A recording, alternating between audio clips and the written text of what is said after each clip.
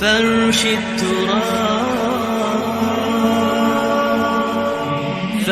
التراب يضمني وهو غطاء. تو ارشاد فرمایا ومن فطر فیہ صائما، جس نے روزے دار کا روزہ افطار کروایا، کانا مغفرۃ لذنوبہ، تو وہ افطار کروانے والوں کے گناہوں کی بخشش کا ذریعہ بن جائے گا.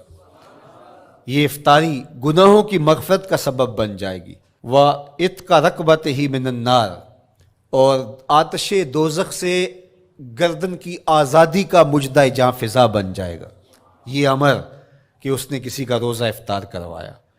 وَقَانَ لَهُ مِثْلُ أَجْرِهِ مِنْ غَيْرِ أَنْ يَنْقُصَ مِنْ أَجْرِهِ شَيْءٌ، اور روزہ افطار کروانے والے کو روزہ رکھنے والے جتنا اجر ہی دیا جائے گا، لیکن روزہ رکھنے والے کے اجر میں بھی کوئی کمی نہیں واقع ہوگی. جتنا اس نے سارے دن کی بھوک اور پیاس کاٹ کر کے تکلیف اٹھا کر کے روزہ رکھا، جس نے شام کو اس کو افطار کر دیا، اتنا ہی ثواب اس کو عطا کر دیا جائے گا، اس کا اجر کم کیے بغیر. اللہ اکبر! یہ امت کے لیے اللہ نے کیا پیکج دیا ہے، کیا کرم نوازیاں ہیں اس امت کے لیے. آقا کریم نے ارشاد فرمایا ایک شخص صبح سے لے کے ظہر تک مزدوری کرتا ہے، اس کو 1 قیراط دیا جاتا ہے، اور ایک شخص ظہر سے لے کر عصر تک مزدوری کرتا ہے، اس کو بھی 1 قیراط دیا جاتا ہے، اور ایک عصر سے لے کر مغرب تک مزدوری کرتا ہے، اس کو 2 قیراط دیے جاتے ہیں. فرمایا پہلی مثال یہود کی ہے، دوسری مثال نصارہ کی ہے، اور تیسری مثال میری امت کی ہے. یہودیوں نے اور عیسائیوں نے اس پہ اعتراض کیا کہ ہمارا اجر کیوں تھوڑا ہے، تو میرے اور آپ کے آقا و مولا نے فرمایا تمہارا تھوڑا نہیں، ہمارا زیادہ ہے. آج کل اگر 1000 روپیہ مزدوری چلتی ہو مزدور کی، تو کوئی شخص صبح سے شام تک ایک شخص سے مزدوری کروائے اور 1000 روپیہ دے دے، اور دوپہر کو اڈے سے جا کے ایک مزدور اور لے آئے، شام کو اس کو بھی 1000 روپیہ دے آئے، اور ایک شخص کو عصر کے وقت لائے اس کو 2000 روپیہ دے دے، تو 1000 والا کہے کہ میرے سے زیادتی ہوئی ہے، تو اس سے زیادتی تو نہیں ہوئی، اسے تو پوری مزدوری دی گئی ہے. اب اس پہ مہربانی ہوئی ہے، اس پہ رحمت ہوئی ہے. تو کہا یہود اور نصارہ کی یہ مثال ہے، ایک صبح سے ظہر تک مزدوری کرے اس کو 1 قیراط، ایک ظہر سے عصر تک مزدوری کرے اس کو بھی 1 قیراط، اور تیسرا بہت تھوڑا وقت عصر سے مغرب تک مزدوری کرے اس کو 2 قیراط. کہا یہ امت محمدیہ علی صاحب الصلوات کو دیا گیا نور ہے.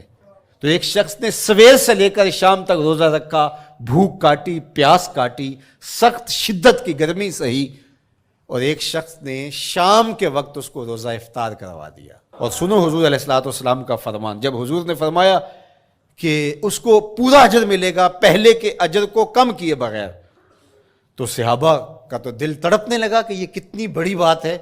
اب آپ جانتے ہیں کہ یہ زمانہ ایسی معاشی خوشحالیوں کا نہیں تھا، لوگوں کے پاس تو نان شبینہ بھی میسر نہیں ہوتا تھا. تو صحابہ نے جو سوال کیا، قالوا یا رسول اللہ صلی اللہ علیہ وسلم، انہوں نے کہا اے اللہ کے پیارے رسول صلی اللہ علیہ وسلم، لیسا کلنا یجد ما یفطر الصائم، ہم میں سے تو ہر بندہ یہ طاقت نہیں رکھتا کہ روزہ دار کو روزہ افطار کروا دے. تو یہ اتنی بڑی سعادت، تو یہ تو پھر اہل زر ہی یہ سعادت حاصل کر پاتے ہیں. ہمارے جیسے لوگ تو پھر جو مال و دولت نہیں رکھتے تو وہ تو پھر یہ سعادت نہیں حاصل کر پائیں گے. تو میرے اور آپ کے آقا و مولا نے کیا فرمایا؟ قال، حضور نے ارشاد فرمایا یؤتی اللہ ھذا الثواب، یہ ثواب اللہ اسے شخص کو بھی عطا کرے گا. من فطر صائما علی مزقۃ لبن او تمرۃ او شربۃ من ماء، فرمایا کہ یہ اجر اللہ اس کو بھی عطا کرے گا جس نے کسی کا روزہ 1 گھونٹ دودھ سے کھلوا دیا، یا 1 کھجور سے کھلوا دیا، یا پانی کے 1 گھونٹ سے اس کا روزہ افطار کروا دیا. لازمی نہیں ہے کہ دسترخوان سجا ہو، انواع اقسام کے کھانے پڑے ہوں اور وہ افطاری ہی افطاری قرار پائے گی. جس نے کسی کو وہاں باہر ٹوٹیوں سے پانی کا گلاس بھر کے، کٹورا بھر کے سادہ پانی بھی پیش کر دیا تو اس کو بھی ثواب مل جائے گا. کتنا ثواب ملے گا؟ پورا روزہ رکھنے کا ثواب اس کو ملے گا. کتنی رحمتوں کی لوٹ سیل لگی ہے. کوئی ایسے بھی بانٹتا ہے, کوئی ایسے بھی کرم نوازیاں ہوتی ہیں, لیکن میرے رب کے خزانے کتنے کھلے ہیں. میں نے مدینہ المنورہ میں ایک شخص کو دیکھا کہ وہ روزے کے وقت وہاں سے ہی گلاس لیتا اور زمزم سے بھرتا اور روزہ داروں کے آگے رکھتا چلا جاتا, اور روزانہ اس کا یہ عمل ہوتا. نماز عصر کے بعد شروع ہوتا, جتنی اس کی پہنچ ہوتی ہر ایک کے آگے رکھتا چلا جاتا. پانی بھی وہاں سے لیا, گلاس بھی وہاں سے لیا. اللہ اکبر. فرمایا دودھ کا ایک گھونٹ یا پانی کا ایک گلاس یا ایک کھجور اس نے کسی کو پیش کی اور اس نے اس سے روزہ کھولا. اللہ کے محبوب فرماتے ہیں پہلے کے اجر میں بغیر کسی کمی کے اس کو پورا ثواب روزے کا نصیب ہوگا. اللہ اکبر. اب سنو, پھر حضور نے ارشاد فرمایا ومن اشبع صائمن, اور جس نے صحیح اہتمام کے ساتھ روزے دار کو اچھا کھانا کھلایا, اچھی پرتکلف افطاری دی, سقاہ اللہ من الحوض شربتا لا یظمأ حتی یدخل الجنہ, اس کو حوض کوثر سے ایسا جام ملے گا کہ اس کو کبھی پیاس نہیں ملے گی یہاں تک کہ جنت میں چلا جائے گا. اللہ اکبر. اس کو کوثر کے جام نصیب ہوں گے حشر کی گرمی میں.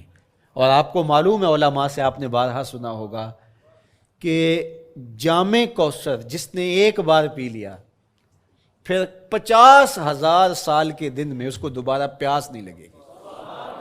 یہ جام کوثر کی خصوصیت ہے. فرمایا وَهُوَ شَهْرٌ أَوَّلُهُ رَحْمَةٌ, یہ وہ مہینہ ہے جس کے پہلے 10 دن رحمت ہیں اور اس کا درمیانی عشرہ مغفرت ہے. وَآخِرُهُ عِتْقٌ مِّنَ النَّارِ, اور اس کا آخری عشرہ جو ہے وہ آتش دوزخ سے نجات کا ضامن ہے. فَاسْتَكْثِرُوا فِيهِ مِنْ 4 خصال, کہا کہ 4 کام اس مہینے میں کثرت کے ساتھ کرو. خصلتان ترضون بہما ربکم, 2 کام تو وہ ہے جس سے تم اپنے رب کو راضی کرو گے. وخصلتان لا غنا بکم عنہما, اور 2 کام ایسے ہیں کہ ان سے بے نیاز نہیں ہو سکتے تو وہ تمہیں کرنے پڑیں گے. اما الخصلتان اللتان ترضون بہما ربکم, وہ 2 خصلتیں 2 کام جن کے ذریعے سے تم اپنے رب کو راضی کر سکو. فشہادت اللہ الہ الا اللہ, وہ گواہی دینا ہے لا الہ الا اللہ. وتستغفرونہ, اور تم کثرت سے استغفار کرو, اللہ سے بخشش مانگو. یہ 2 کام تم نے کرنے ہیں. وَأَمَّا الْخَصْلَتَانِ اللَّتَانِ لَا غِنَىٰ بِكُمْ عَنْهُمَا, اور وہ چیزیں جن بغیر تمہیں چارہ نہیں ہے. فَتَسْأَلُونَ الْجَنَّةَ وَتَعُوذُونَ مِنَ النَّارِ, اللہ سے جنت طلب کرو اور دوزخ سے پناہ مانگو. تو یہ 2 کام جو تمہاری ضرورت ہے تم اس مہینے میں کثرت کے ساتھ کرو. تو یہ مہینہ رحمتوں کی لوٹ سیل کا مہینہ ہے. یہ کرم نوازیوں کے امٹتے ہوئے دھارے ہیں. یہ سیل رحمت ہے جو کہ من کی سیرابی کا سبب اور ذریعہ ہے. خوش نصیب ہیں جو ماہ صیام کو خوبصورتی کے ساتھ بسر کرتے ہیں, اس کے آنے سے پہلے استقبال کرتے ہیں, گھروں میں صفائی کریں, اہتمام کریں, مساجد میں اہتمام کریں, تاکہ بچوں میں یہ شوق پیدا ہو کہ ماہ صیام آ رہا ہے. جب ہم بچے تھے تو ہمارے والدین رمضان المبارک سے قبل ہی رمضان المبارک کی تیاریاں شروع کر دیا کرتے تھے. اس وقت گھر میں شربت تیار ہوا کرتے تھے گڑ کے, اور وہ پہلے ہی مائیں گھر میں تیاری کرنا شروع کر دیا کرتی تھی. ایک شوق پیدا کرنا مقصود ہوتا ہے. تو کچھ چیزیں ایسی ہیں کہ آرڈر لکھیں اور 1 سیکنڈ میں گھر پہنچ جائے, لیکن کچھ چیزیں یہ جو ہے وہ تیار کرنی چاہیے, شوق پیدا ہو.